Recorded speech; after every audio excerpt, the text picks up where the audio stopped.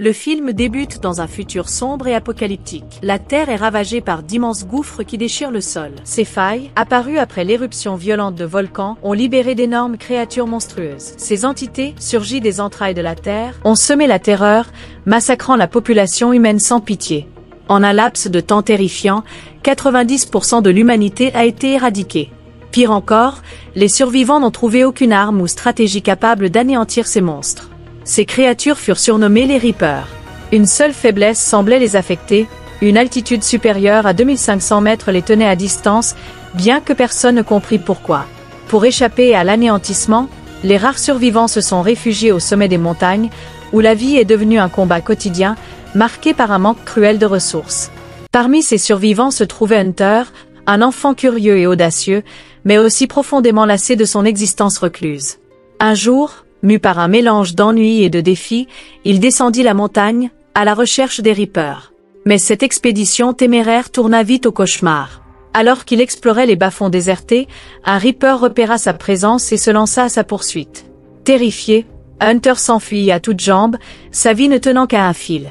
Il parvint de justesse à franchir la limite sécurisée avant que le monstre ne l'atteigne. Ce périlleux incident attira l'attention de son père, Will, qui, dévoré par l'inquiétude, sermonna Hunter. « Descendre est un acte insensé », lui dit-il, rappelant également que Hunter souffrait de graves problèmes respiratoires, ne survivant que grâce à des filtres spéciaux. Mais Hunter, désespéré de rencontrer d'autres survivants, tenta de convaincre son père de partir à leur recherche. Will, en proie à une douleur profonde, répondit « J'ai déjà perdu ta mère. Je ne veux pas te perdre toi aussi. » Plus tard, lors d'une partie de chasse avec Katie, une amie proche, Will ne pouvait chasser sans être rongé par l'inquiétude pour son fils. Katie, pleine de sagesse, lui rappela qu'Hunter n'était qu'un enfant et que sa curiosité était naturelle.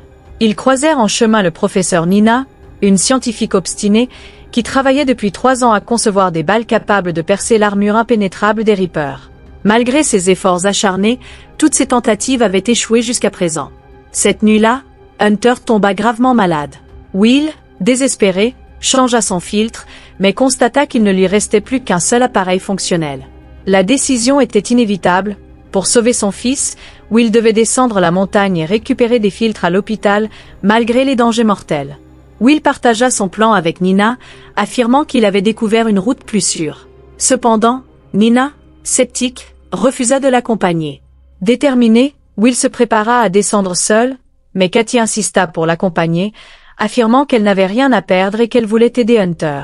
Au dernier moment, Nina, incapable de rester en arrière, rejoignit le duo, motivée par l'espoir de parfaire son arme contre les Reapers.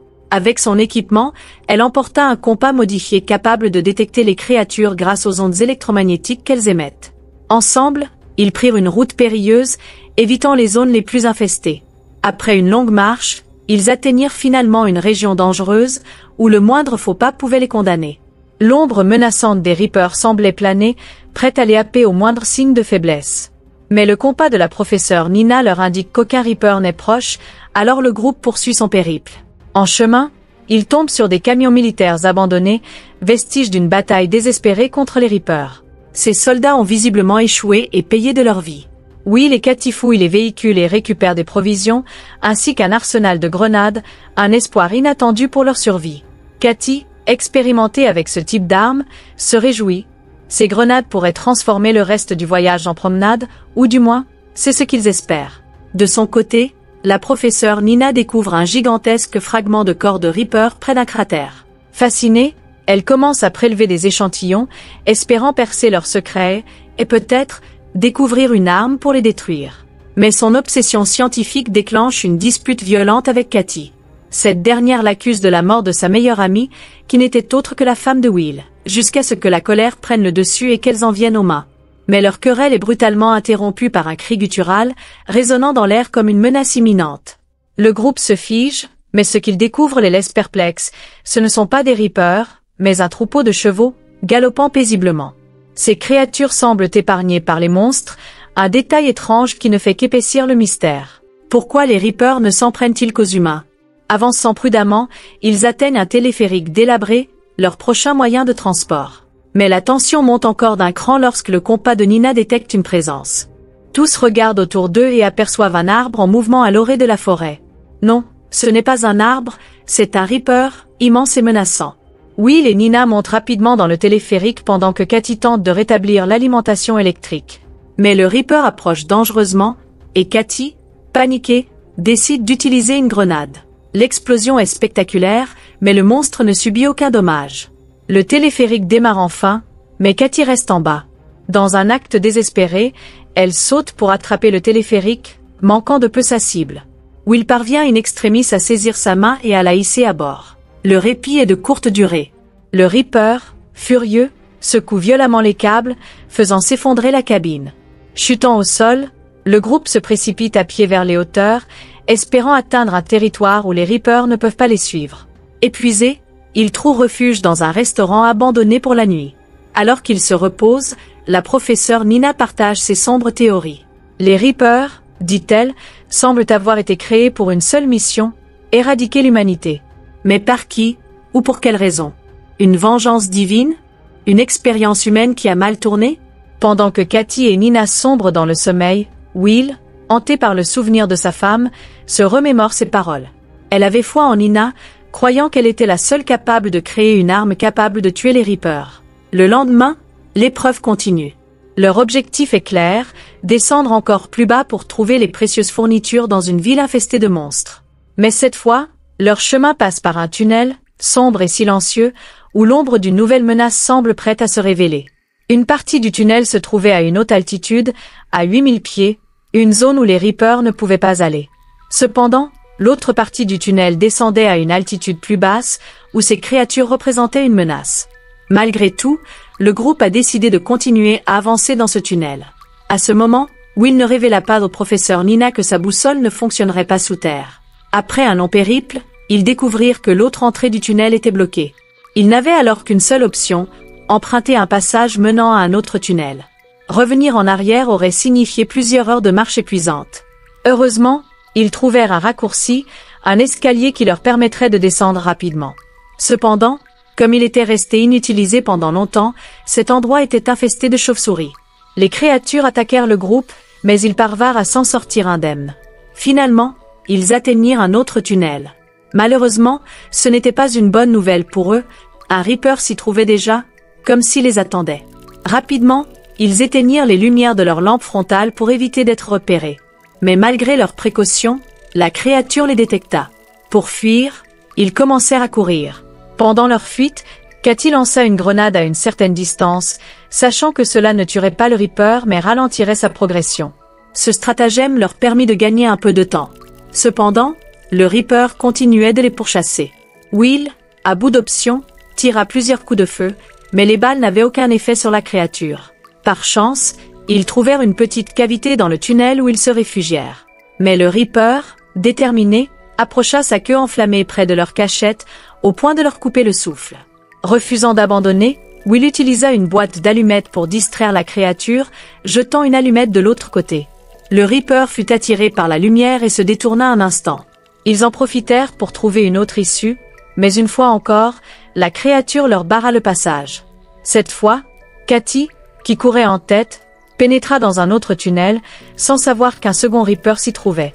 Malheureusement, celui-ci l'attaqua sans pitié et la tua. Nina tenta désespérément de la sauver, mais en vain.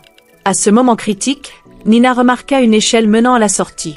Elle et Will décidèrent de continuer leur chemin, laissant derrière eux Katie. Cet abandon les hantrait pour toujours. Finalement, ils atteignirent une altitude sûre, au-dessus des 8000 pieds, où les Reapers ne pouvaient pas les suivre. Pourtant, Nina ne souhaitait pas se reposer. Elle voulait poursuivre sa mission et se dirigea vers un laboratoire proche. Ce lieu semblait désert, rempli de maisons abandonnées. Ils trouvèrent de quoi manger, et Nina prépara un repas pour eux deux. En mangeant, Will se remémora Hunter, son ancien compagnon, qui aurait aimé ce repas simple. Dans leur ville, même ce genre de nourriture était devenu un luxe. Nina expliqua alors son plan à Will.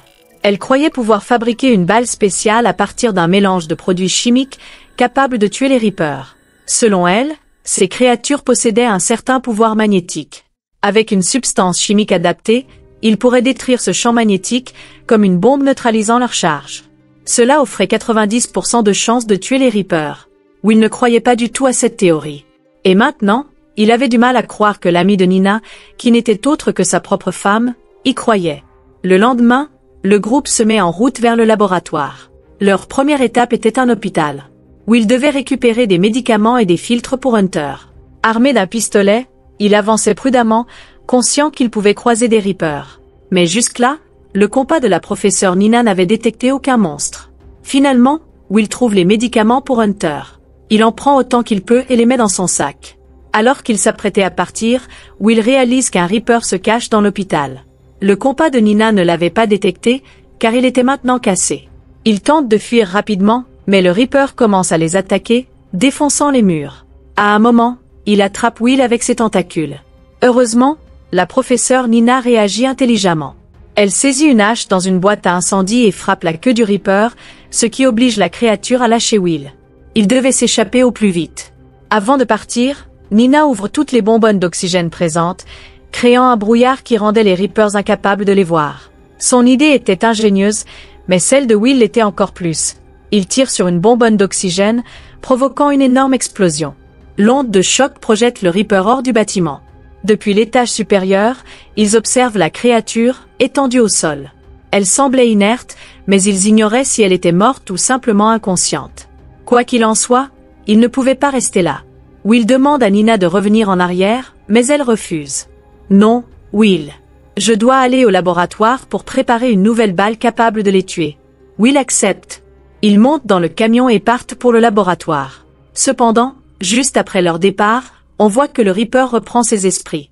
Arrivé au laboratoire, Nina se met immédiatement au travail. Pendant ce temps, Will explore l'endroit et tombe sur une photo de famille appartenant à Nina. Il est surpris de découvrir qu'elle avait une famille, car elle n'en avait jamais parlé. Quand il lui pose la question, Nina éclate en sanglots. Le jour où les Reapers ont attaqué le monde pour la première fois, j'étais au laboratoire. Ma famille m'a appelé à plusieurs reprises, mais j'ai décidé de rester ici. À cause de moi, ils sont morts, et aujourd'hui, je suis toujours là. Ces mots touchent profondément Will. Nina poursuit, déterminée. Depuis ce jour, j'ai juré de me venger de ces monstres. Et crois-moi, je vais y arriver, pour ma famille. Elle se retourne ensuite et tire une balle sur une écaille de Reaper. Mais l'écaille reste intacte, prouvant que la balle n'était pas encore au point. Elle dit alors à Will, « Pars retrouver ton fils. Je resterai ici jusqu'à ce que je trouve une solution, jusqu'à ce que je fabrique une nouvelle balle. » Will accepte, conscient que Hunter avait besoin des médicaments qu'il transportait. Pendant ce temps, Nina se concentre entièrement sur la fabrication de ses balles. Tellement absorbée par son travail, elle ne remarque pas l'arrivée d'un Reaper dans le laboratoire. Lorsqu'elle entend enfin un bruit, elle ferme les yeux et réalise qu'elle n'a pas encore essayé une composition chimique précise. Avec cette idée en tête, elle se dépêche de mélanger les produits chimiques pour préparer une nouvelle balle.